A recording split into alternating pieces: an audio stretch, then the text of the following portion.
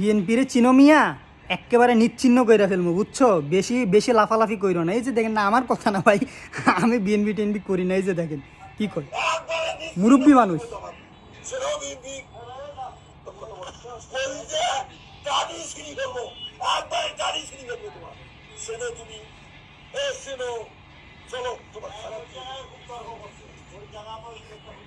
একজন বিএনপির নেতা কি জামাতের কর্মী নাকি কারে নাকি বলতেছে যে কলেজে টাইনা ছিঁড়ে ফেলবে, চিনো বিএনপিকে?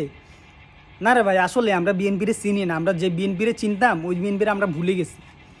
যে বিএনপিরে আমরা 5 আগস্টের আগ পর্যন্ত চিনতাম ওই বিএনপি এখন আর নাই। এখন যে নতুন যে বিএনপি হইতেছে এই বিএনপির ভাই আমরা চিনি না। তবে হ্যাঁ, চিনতেছি।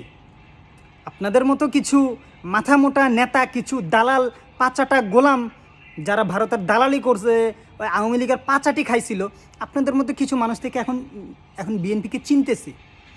কলেজে টাইনে ছিঁড়ে ফেলবো বলে, মানে বিএনপিকে চিনে না। না রে ভাই, আসলে বাস্তব বিএনপিরে আমরা চিনি না, চিনতেছি।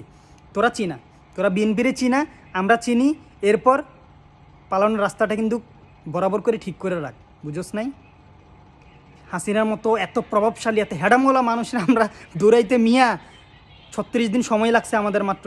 আর তোমরা তো মিয়া আইজো ওই ফুলের কলি মাত্র, ওইটা দাঁড়াইতে তোমাকে ফাইটা যাইতেছে। আবার আইসা হুমকি দাও, ধমক দাও, বিএনপিরে চিনছো? এই বিএনপি যদি ক্ষমতায় যদি আসে না, হাসিনার চাইতে বড় স্বৈরাচার হবে কিন্তু দেখেন। এই বিএনপির ক্ষমতায় আসতে দেওয়া যাবে না। বিএনপি আসতে হইলে ওই যে জিয়াউর রহমান আর খালেদা জিয়ার আদর্শ নিয়েই তারপর বিএনপি আসতে হবে।